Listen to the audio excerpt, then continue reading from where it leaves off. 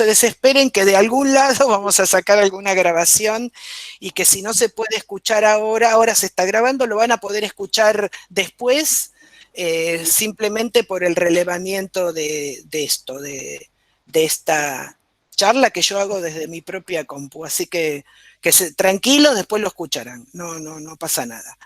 Bueno, decía entonces que también este segundo cuatrimestre nos agarra más cancheros, más hábiles con los recursos, más hábiles con el aula virtual, a nosotros y a ustedes. Nos encuentra ya con los errores groseros cometidos y que no vamos a volver a cometer, pero seguramente aparezcan nuevos errores, porque uno nunca está exento.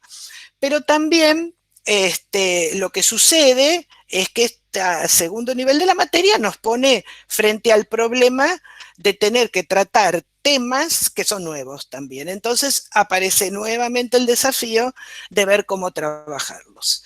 Vamos a compartir algunas imágenes para recordar cuestiones de las que hablamos.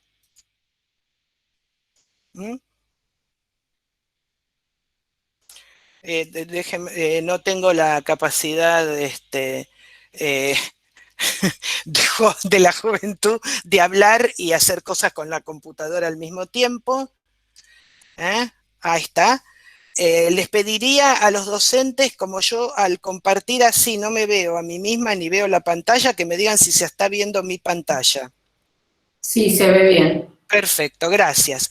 Bueno, yo traigo acá una imagen que, que es nueva, pero un texto que es un texto con el cual terminamos la materia, un texto que Deleuze, que es un filósofo francés contemporáneo, que falleció no hace tanto tiempo, en el siglo pasado, pero hacia fin del siglo pasado,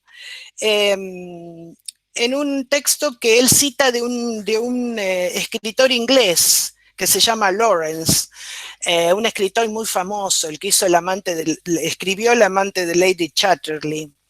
Este tipo Lawrence, que escribe algo que a Deleuze le parece maravilloso y cuando Deleuze lo trae, uno lo lee y también le parece maravilloso, y que nosotros lo usamos como cierre de nuestros trabajos del primer cuatrimestre, porque acá lo que Deleuze cita de este escritor dice más o menos, y está la frase que la pueden ir leyendo mientras yo hablo, cómo el arte, y en nuestro caso nosotros nos metemos dentro de ese mundo en el diseño, no en el arte, pero sí en el diseño. Eh, en general, el ser humano, y eso no pasa solo en el arte, abre un paraguas de ese, ¿no? Como una forma de generarse una protección, como un cenit, como un cielo debajo del cual estar, y como tal le pinta estrellas, y con eso establece lo convencional, lo conocido, lo habitual, lo que tranquiliza, porque está debajo de ese paraguas donde no hay nada que entre, que no sea aquello que yo como ser humano permito entrar dentro de lo que son mis normas y mis convenciones, mis normas y mis convenciones. Y de repente, y lo leo porque es precioso, el artista, el poeta, el diseñador practica un corte en el paraguas, rasga el firmamento y da entrada a un poco de caos libre y ventoso. No sé si el diseño deja entrar el caos, rompiendo las convenciones, pero sí el diseño entra para plantear una alternativa, porque si no hubiese una alternativa no habría diseño. Siempre el diseño, el proyecto es pensar que las cosas pueden ser de una manera distinta. Y para pensar que las cosas, después sigue la cita y dice que bueno, que la gente vuelve a dar opinión y a establecer sobre esas nuevas cosas reglas, y eso todo se establece y vendrá otro artista que vendrá nuevamente a hacer otros tajos, otras rasgaduras, y dejar de entrar el cambio, la visión distinta. Entonces decía yo que, bueno, por ahí el diseño no necesariamente hace que la gente entre en una situación de caos, pero sí que empiece a ver las cosas distintas y que piense que hay alternativas. Si el proyecto nos viniera a decir que el mundo es como es, bueno, el proyecto se extinguiría, porque ¿qué sentido tendría pensar que las cosas se pueden hacer o proyectar o diseñar de una manera si ya están hechas? El diseño nos viene a decir, el proyecto nos viene a decir que el mundo puede ser de una manera distinta, en todo sentido.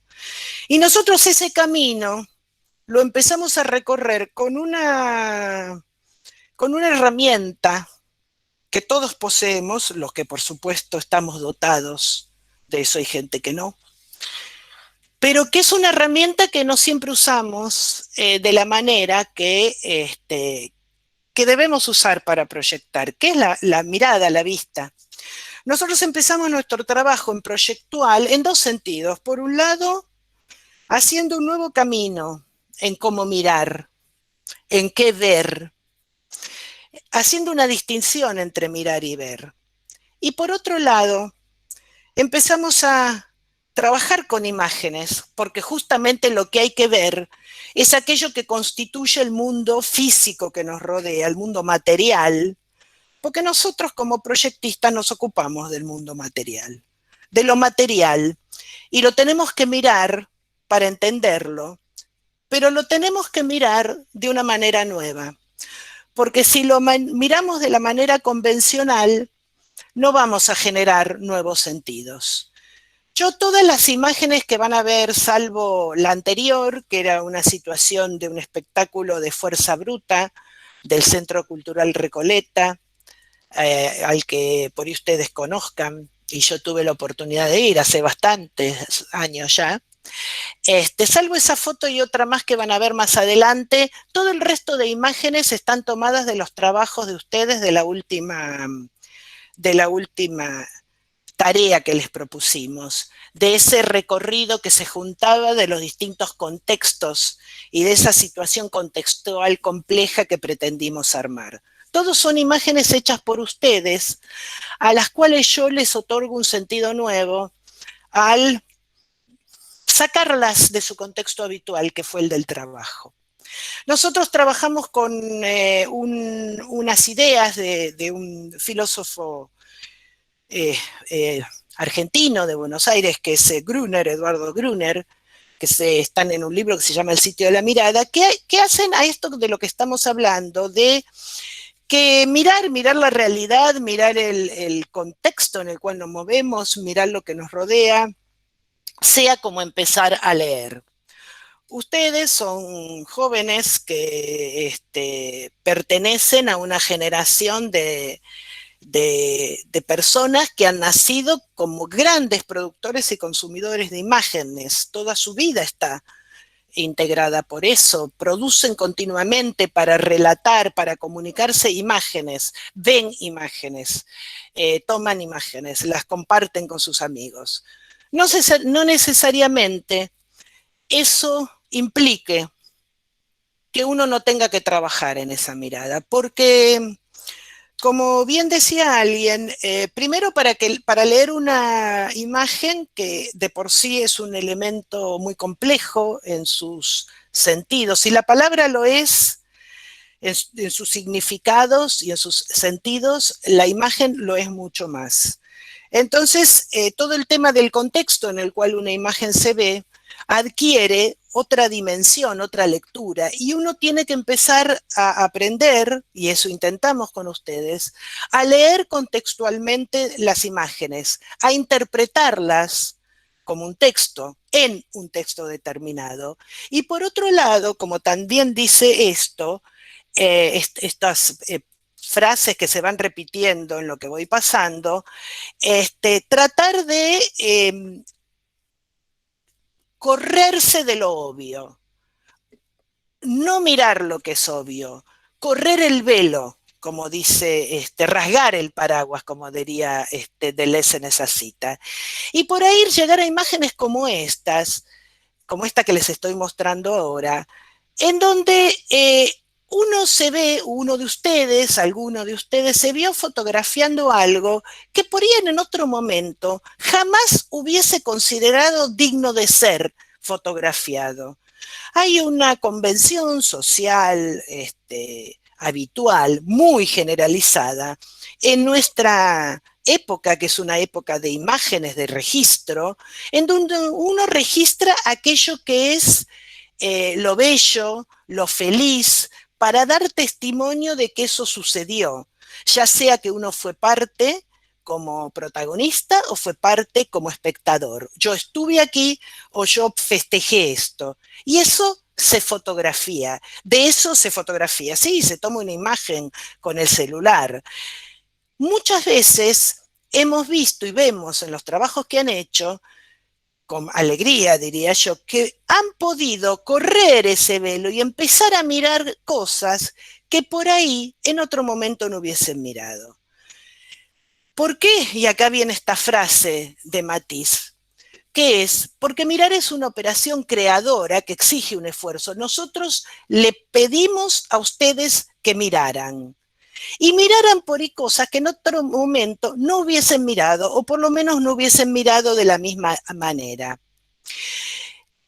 Yo les estoy mostrando una imagen de un trabajo de ustedes, que por sí sola me sirve para apuntalar esto que digo, porque digo, bueno, ese coche derrumbado, roto, en un pavimento que también está roto, en unas paredes que están escritas, con una construcción que no está en muy buen estado, por ahí en otro momento no hubiese sido motivo de observación. ¿Por qué lo fue ahora?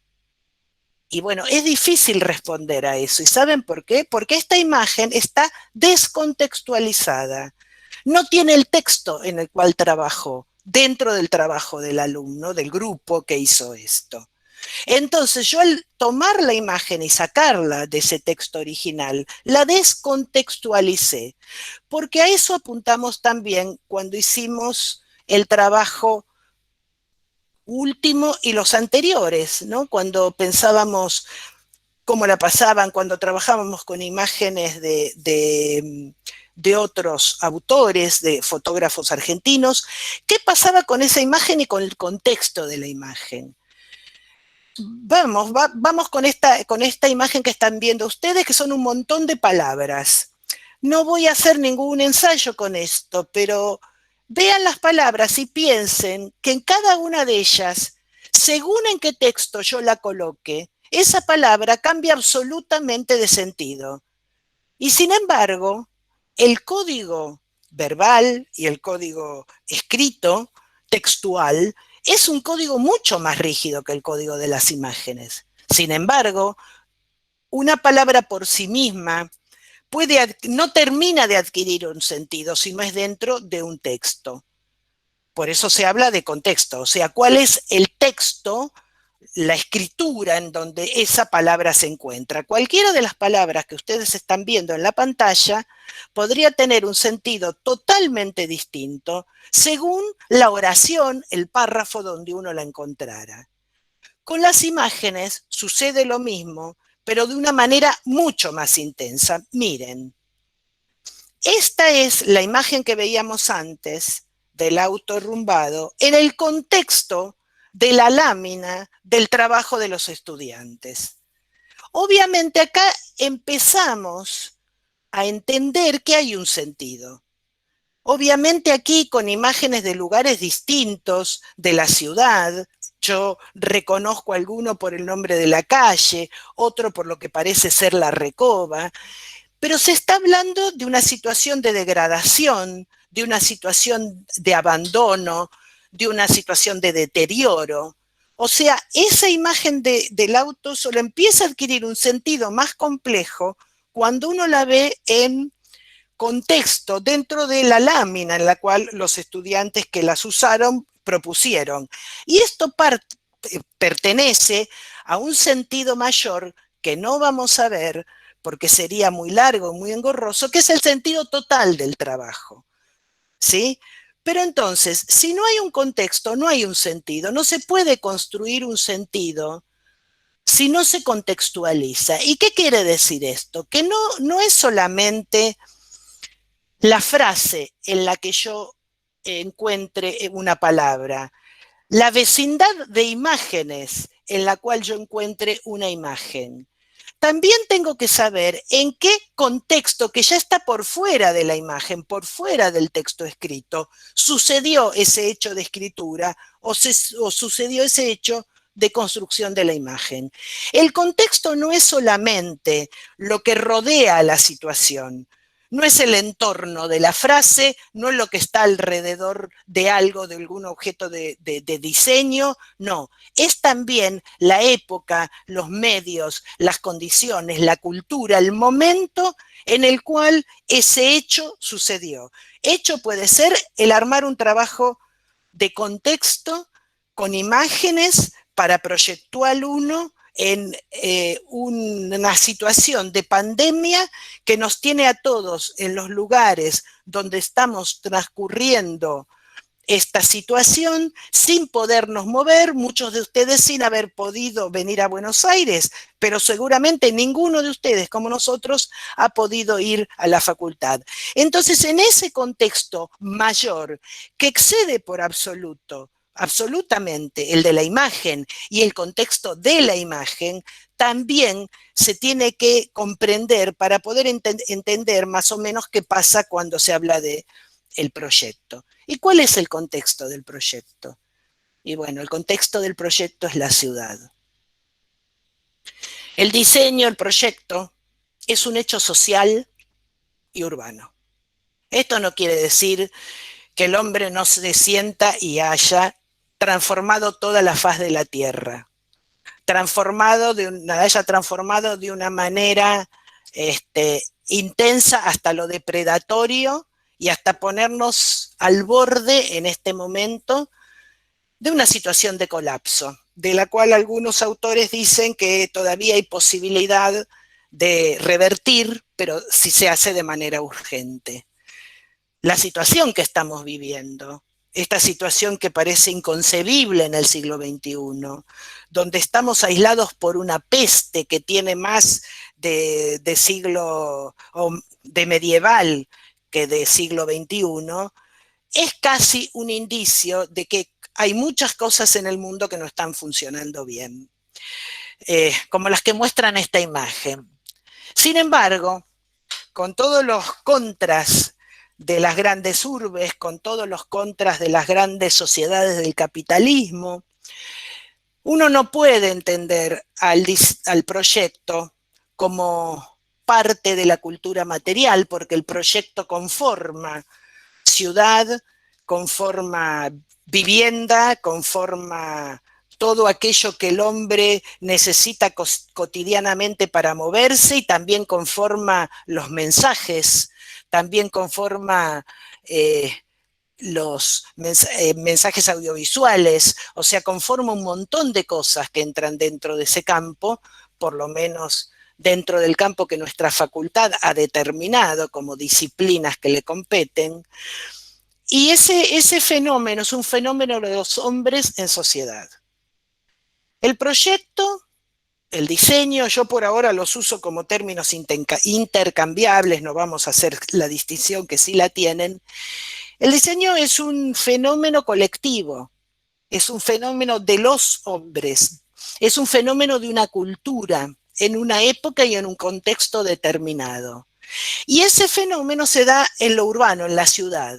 La ciudad es el lugar, alguien decía, un autor de los años 70 y pico, decía que la ciudad era la obra de arte por excelencia. La ciudad es la obra humana por excelencia. La ciudad es el objeto de trabajo, de estudio y de intervención del proyecto.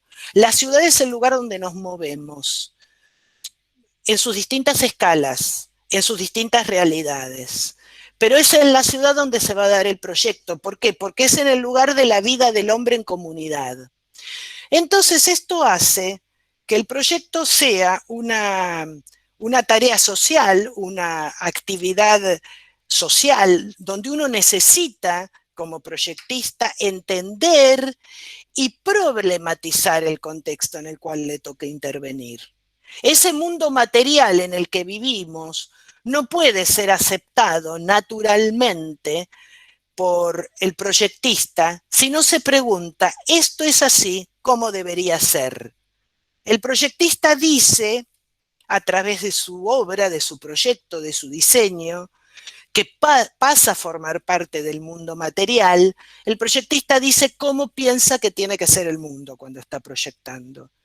Entonces hay un rango muy complejo de lo contextual que se da en la ciudad. Y la ciudad es un fenómeno muy complejo, porque la ciudad como asentamiento de los hombres es un fenómeno en permanente mutación, en permanente cambio.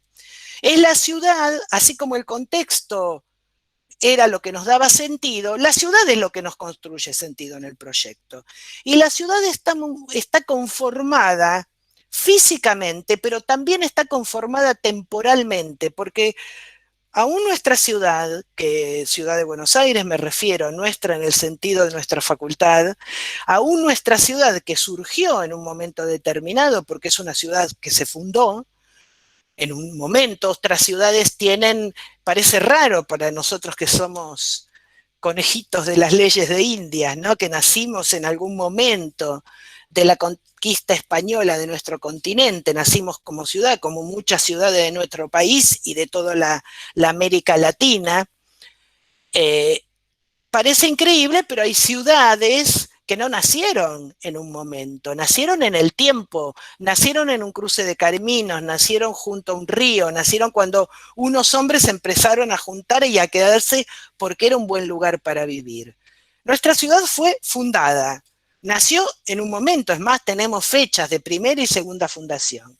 Sin embargo, la ciudad se conforma en el tiempo y en el tiempo constantemente cambia y en ese tiempo hay un montón de layers, como capas superpuestas temporales que conviven. Entonces, tomar a la ciudad como un objeto que se problematiza es uno de los intereses de Proyectual. Meternos en la ciudad para mirarla, meternos en la ciudad como contexto que habitamos y sobre el cual trabajamos. Ahora, paradójicamente, esta situación de pandemia nos robó la ciudad, nos la quitó. No podíamos nosotros pedirle a ustedes que fueran a la ciudad, que salieran en un momento en el que no se puede salir.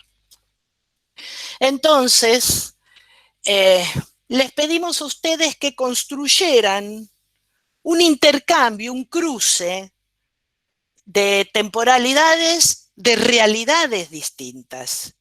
Y creo que ahí se pueden haber dado cuenta que es muy fácil, sobre todo cuando uno escucha situaciones, sobre todo a partir de los medios, los fenómenos de los medios de comunicación de masa en el siglo XXI es fuertísimo, porque construyen realidad. Y es muy difícil entender que se construye realidad.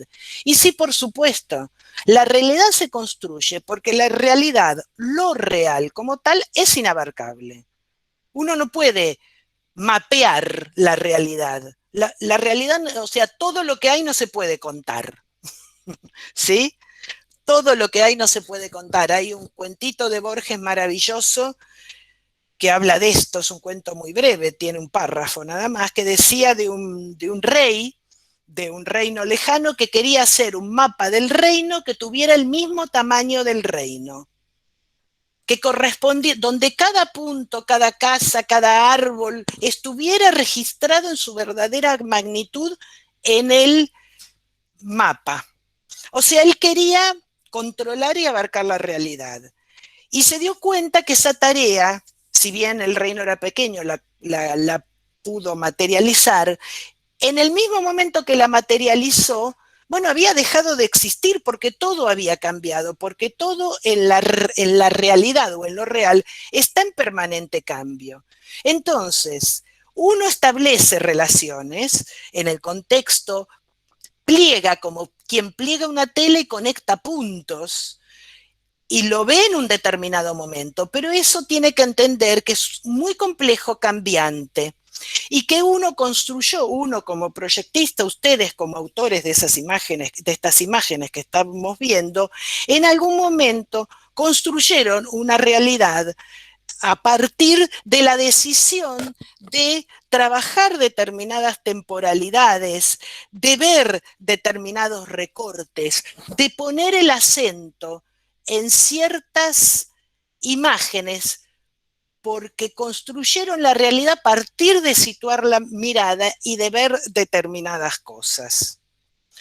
Esto ha sido un trabajo bien complejo que han realizado, donde se han puesto en juego, y ustedes han podido hacerlo, ver cómo uno en la medida que relacione cosas con cosas, y yo acá he hecho una relación distinta porque las puse en juego yo, imágenes tomadas por ustedes, fuera del contexto original, construye una realidad y habla de algo. Y de ese algo que está hablando hay una construcción de sentido que es del proyectista. Ustedes como proyectistas representaron la realidad porque uno se comunica con la realidad a partir de su representación. Lo real es lo que es. Uno siempre lo representa para poderlo entender, a partir de una fórmula matemática, a partir de un principio físico, a partir de una imagen. Está representando la realidad para entenderla. Ustedes hicieron una operación de ese tipo y pusieron el ojo en determinado lugar.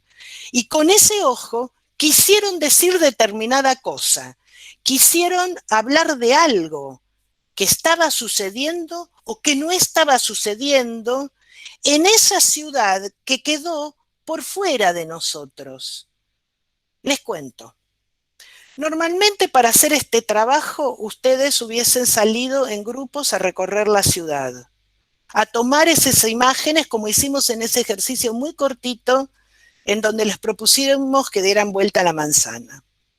Esto, como la ciudad no nos era dada, lo construyeron a partir de imágenes que otros compañeros en otra ocasión habían tomado. Vieron por los ojos de ellos y con los ojos de ellos construyeron una realidad, más alguna otra imagen que han tomado y que han traído de los trabajos que ustedes hicieron para hacer el último trabajo del curso, donde allí miraron qué sucedía en el alrededor. Y eso creo que fue una de las pocas cosas que a mí me pareció maravilloso de haber hecho este trabajo en estas condiciones, que aparecieron, y traigo esta imagen como absolutamente contrapuesta a las que mostré hasta ahora. ¿Por qué? Porque aparecieron realidades contextuales, localizaciones físicas absolutamente distintas. Y esto es una maravilla, quizá la única maravilla, pero no es poco, que nos dio el haber trabajado virtualmente. Un extrañamiento, un salirse de la cuestión umbilical porteñocéntrica que tenemos en nuestra facultad. Yo soy porteña, vivo en la ciudad de Buenos Aires, la FADU es de la UBA es de la ciudad de Buenos Aires, por más que sea Universidad Nacional de Buenos Aires, como dijo alguien hace poco, la N no la usa, y nos olvidamos que ustedes están o vienen de muchas veces, claro, porque después se trasladan y nosotros los encontramos en la FADU. Este año que no se pudieron trasladar, tuvo la ventaja de que trayeran, y traigo solo estas imágenes, tenemos imágenes bellísimas del sur de nuestro país, imágenes con nieve, imágenes con río, imágenes de pueblos pequeños, imágenes de tranqueras, de lugares rurales.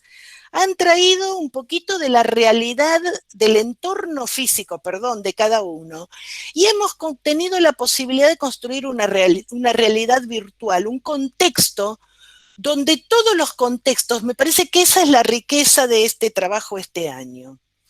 Entonces, como yo no quería extenderme demasiado, porque sé que a mí me resulta muy raro tener que dar una teórica sin mirarlos a ustedes, y donde lo que yo veo es la propia imagen que estoy proyectando y le hablo a un puntito de luz en el marco de la notebook.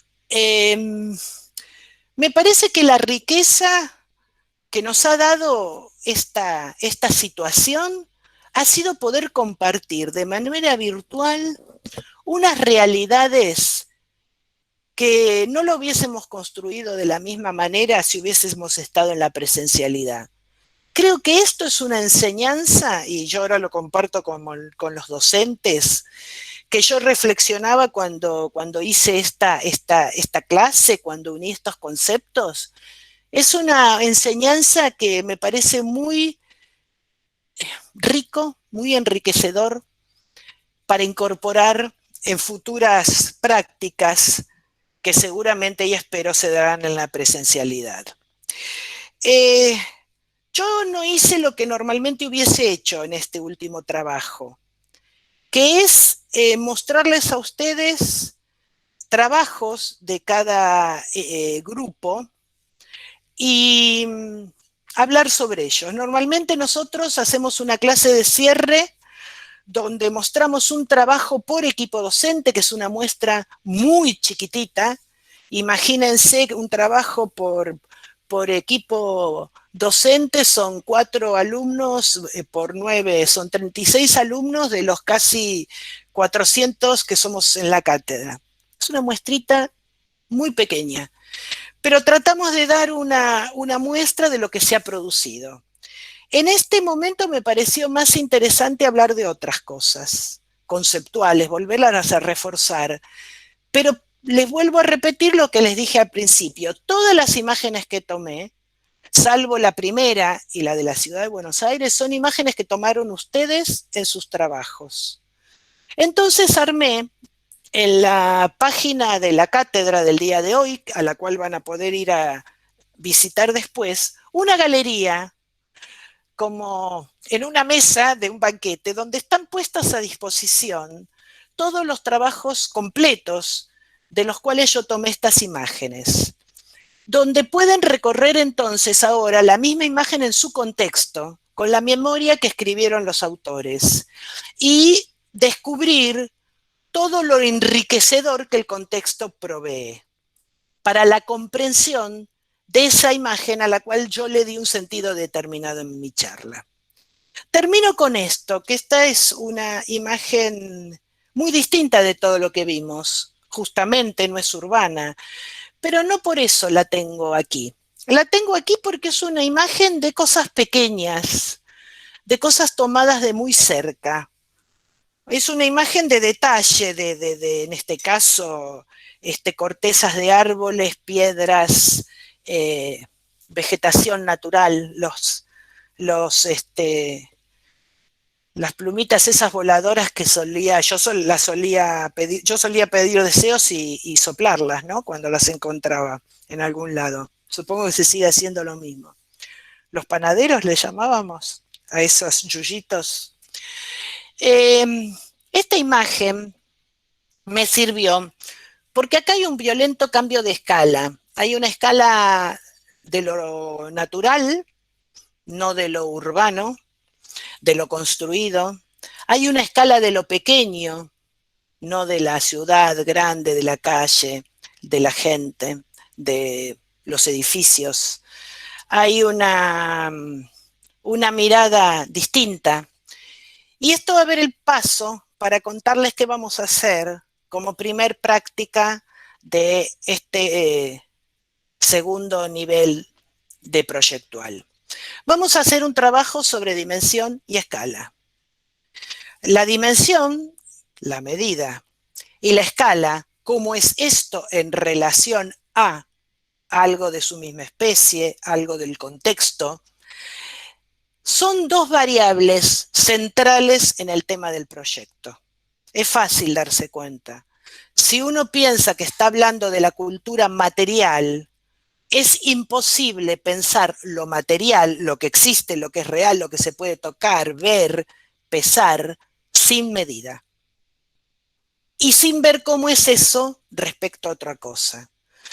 Hay un arquitecto que ya falleció, pero es uno de los grandes arquitectos de la modernidad de los años 50, 60 del siglo pasado, que escribió en un libro que cuando uno traza la primer línea sobre el papel, pensando en un proyecto, puede ser inclusive la primera línea en la computadora, uno está pensando, esa línea, cuando la traza para pensar algo, esa línea ya tiene una medida, tiene una dimensión. Comprender lo complejo del tema de la dimensión y comprender lo aún más complejo del tema de la escala es central cuando uno se mete en el campo del proyecto. Es central entender qué tamaño tiene que tener la letra de algo que uno tiene que leer o de un cartel inmenso que uno ve pasando rápidamente por una autopista. Es vital entender cuál es la medida de un guante que tiene que ajustarse a una mano o cómo dimensionar un estadio de fútbol para 150.000 personas. ¿Mm? Entonces, no podemos soslayar el tema de la dimensión y la escala. Ese va a ser nuestro primer trabajo a través de una práctica que los docentes le van a contar en un rato cuando se conecten en los Zoom. Voy a dejar de compartir mi pantalla. Si se me... Ahí está. Estoy tratando de salir, salí, me bajo y los veo ahora con todo éxito. Hice la operación, me siento chocha porque no pasó nada raro. Bueno, con esto termino. Abrirle dientes de león, muy bien, gracias. Yo trataba de decir el nombre más, no botánico, pero menos popular que el de mi infancia, pero no me salió. Bueno, con esto he dicho lo que yo quería decir, espero que les haya servido. Invito a que vean esas imágenes usadas en la teórica en el contexto del trabajo, porque las van a ver desplegarse con toda la riqueza que tienen. Invito a que vean también, lean las memorias que están en cada uno de los trabajos de sus compañeros y sobre todo compartan la diversidad de paisajes y de realidades que vivimos como equipo, ustedes y nosotros, tan, tan porteños que trabajamos siempre, y sin embargo de cuántos lugares del país, y sabemos que todavía está acompañándonos, digo todavía porque ha seguido toda la materia, que yo sepa, un par de personas que no son, que están en el extranjero directamente, y que iban a venir y no vinieron. Entonces compartan todas esas realidades que nos ponen en la medida no ya de lo complejo del contexto tal como lo quisimos abordar, sino lo de complejo del contexto que estamos viviendo. Entonces, sin no mucho más, los despido, los saludo. No se preocupen si, no sé si se solucionó el problema del sonido en YouTube, después lo veremos, pero va a quedar a disposición una grabación donde se pueda escuchar. Les agradezco mucho que me hayan escuchado y que se hayan sostenido la cantidad que entraron acá por la conexión y por la atención. Y bueno, los despido y los invito a que vayan ahora con sus docentes a los links que les llegaron por mail de cada una de las comisiones, donde le van a explicar bien cómo es el trabajo que van a hacer. Gracias a ustedes, chicos, gracias por todo lo que por los agradecimientos. Chao.